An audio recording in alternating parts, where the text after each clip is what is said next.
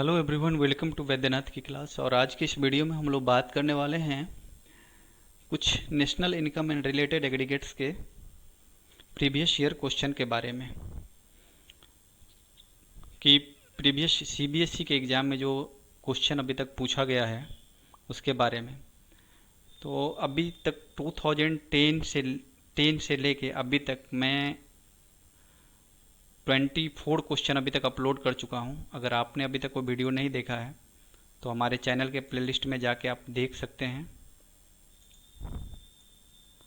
और वहाँ से आप ब्राउज करके देख सकते हैं।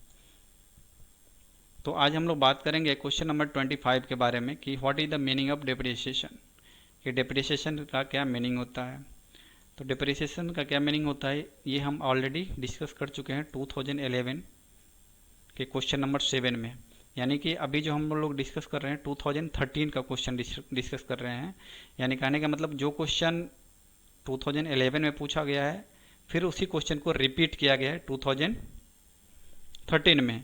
तो इससे आपको एक आइडिया आएगा कि क्वेश्चन का रिपीटेशन भी होता है।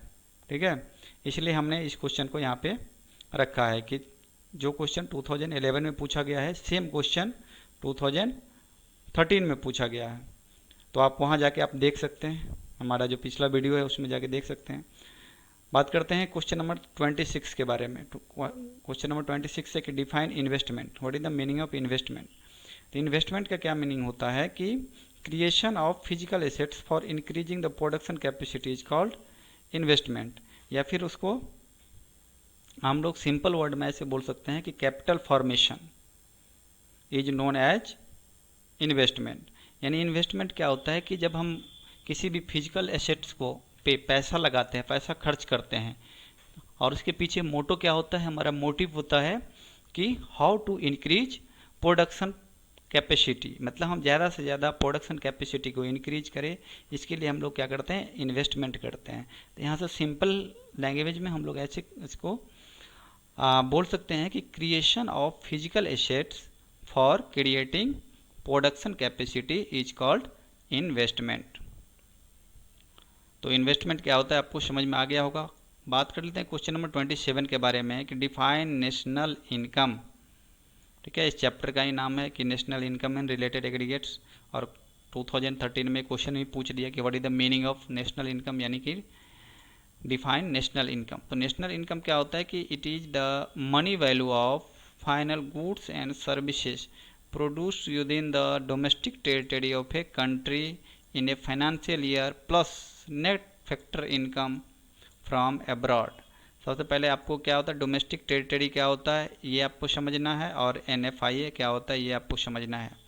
तो डोमेस्टिक टेरिटरी क्या होता है कि किसी भी कंट्री का जो डोमेस्टिक टेरिटरी होता है वैसा बाउंड्री लाइन होता है जहाँ पे वो कंट्री अपना इकोनॉमिक एक्टिविटी परफॉर्म करके अर्निंग कर सकता है। एज फॉर एग्जांपल्स, अगर इंडिया का कोई मान लीजिए कि एयर इंडिया है, एयर इंडिया का प्लेन जो है वो दूसरे कंट्री में जा रहा है, सपोज कीजिए अमेरिका जा रहा है या फिर नेपाल जा रहा है या फिर किसी भी कंट्री में जा रहा है, तो जिस रूट से जा रहा है that particular route is known as domestic territory of a that particular country.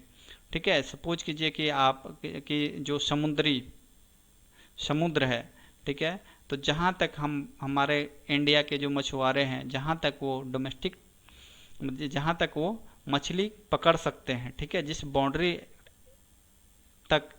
जिस बाउंड्री लाइन तक वो मछली को पकड़ सकते हैं वो हमारे डोमेस्टिक टेरिटरी में आएगा। ठीक है, अब हम लोग बात डोमेस्टिक टेरिटरी क्या हो गया आपको समझ में आ गया होगा कि वैसा बाउंड्री लाइन जहाँ तक भी कोई भी कंट्री जो है वो इकोनॉमिक एक्टिविटी करके और अर्निंग कर सकता है। सेकंड की बात करते हैं net factor income from abroad. तो नेट इनकम और फैक्टर इनकम क्या होता है, सबसे पहले जानते हैं कि फैक्टर इनकम क्या होता है। फैक्टर इनकम आपको सीधा समझना है कि जहाँ कहीं भी फैक्टर रहेगा तो आपको ये ले मैन के वर्ड में ऐसे समझना है कि हम काम कर रहे हैं उसके बदले में पैसा मिल रहा है। ठीक है, काम के बदले में जो पैसा मिलता है उसे बोलते हैं फैक्टर इनकम, सीधा सी बात।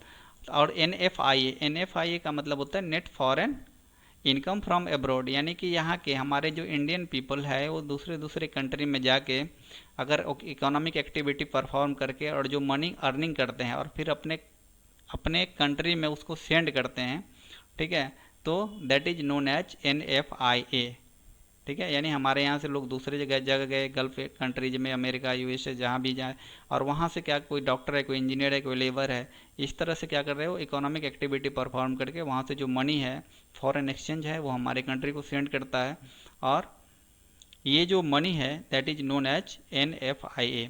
तो नेशनल इनकम को हम लोग जब डिफाइन करेंगे तो national income is the money value of final goods and services produce within the domestic territory of a country in a financial year. Financial year क्या होता है आपको पहले से पता होगा, plus net foreign income from abroad.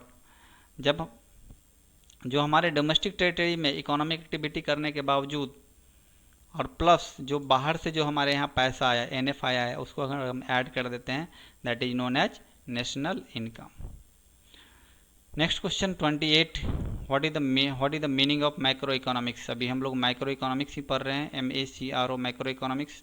तो what is the macro economics, ये 2013 में पूछा गया। तो macro economics is the branch of economics which deals with the economy as a whole, whose main tools are aggregate demand, aggregate supply, aggregate consumption, aggregate investment। यानी macro economics में जब कभी भी हम मैक्रो इकोनॉमिक्स की बात करेंगे तो हम क्या कर रहे हैं, पूरे एक कंट्री के पूरे होल के बारे में बात करेंगे। कि अगर हम एम्प्लॉयमेंट के बारे में बात करेंगे तो पूरे कंट्री के एम्प्लॉयमेंट के बारे में बात करेंगे, अगर पॉवर्टी के बारे में बात करेंगे तो पूरे कंट्री के पॉवर्टी के बारे में बात करेंगे, ठीक है। अगर डिमांड के बारे में बात करेंगे तो पूरे कंट्री के डिमांड के बारे में बात करेंगे, अगर सप्लाई के बारे में बात करेंगे तो पूरे कंट्री की सप्लाई के बारे में बात करेंगे, अगर कंजम्पशन की बात करेंगे तो पूरे कंट्री के कंजम्पशन के बारे में बात करेंगे, अगर इन्वेस्टमेंट की बात करेंगे तो पूरे कंट्री के इन्वेस्टमेंट की बात करेंगे, ठीक है।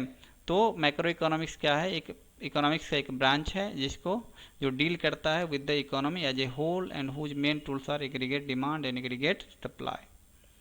क्वेश्चन नंबर 29 है कि what is the meaning of final goods, यानी डिफाइन फाइनल गुड्स। तो फाइनल गुड्स क्या होता है, जिसको कि कंज्यूमर डायरेक्टली कंज्यूम करता है। तो final goods are those goods which are used either for consumption और फॉर इन्वेस्टमेंट, ठीक है। यानी फाइनल गुड्स वो गुड्स होता है जिसको कि डायरेक्टली जो है या तो कंज्यूमर के द्वारा कंज्यूम किया जाता है या फिर उसको इन्वेस्टमेंट प्रोसेस में लगा दिया जाता है, और फाइनल गुड्स में जो है प्रोडक्शन की कोई संभावना नहीं होती है। नंबर 3, फाइनल गुड्स को जो है वो नेशनल इनकम के कैलकुलेशन में ऐड किया जाता है, ठीक है। तो ये था 2013 का कुछ क्वेश्चन जो कि हमने आपके साथ डिस्कस किया, और आपने जो अपना समय दिया, बहुमूल्य समय दिया, उसके लिए बहुत बहुत धन्यवाद। Thanks for watching, have a great day. और अगर आपको अगर ये PDF लेना है तो आप हमें कमेंट बॉक्स में अपना मोबाइल नंबर छोड़ सकते हैं, ठीक है, या फिर हमारे दिए हुए मोबाइल नंबर पे आप हमें मैसेज कर सकते हैं, तो हम आपको ये PDF आपको सेंड कर देंगे। और हाँ, अगर आपने अभी तक हमारे चैनल को सब्सक्राइब नहीं किया है तो सब्सक्राइब कर लीजिए ताकि इस तरह का वीडियो आपको हमेशा मिलता रहेगा। Thanks for watching, have a great day.